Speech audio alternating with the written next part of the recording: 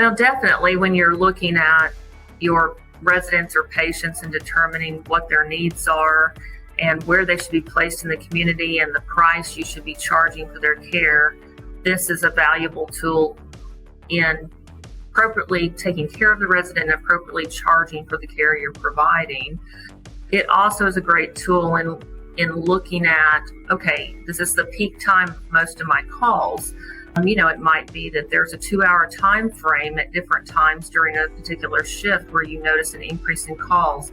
Well, I don't need a full-time person to fill that, but I might need a part-time person to come in at those periods of times, or I might need to stagger my shifts because I'm noticing a peak and we're not getting to those calls in a timely fashion. And so I need to beef up my staffing in that area or do an overlap here because we're noticing issues in timeliness or timing of answering calls and just the volume. And so that helps you be able to staff your building appropriately.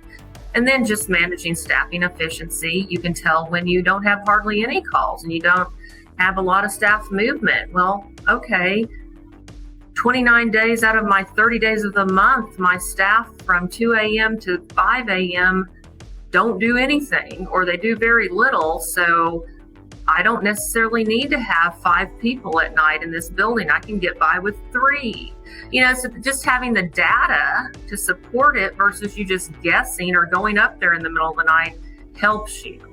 So that's what I love about it is I can pull all sorts of reports and be able to figure out what can I do to staff my building efficiently. I might not need as much staff in one area and I might want to add staff in another area so I do a better job. And that's the beauty of it is there's so many different reports you can look at to determine those needs.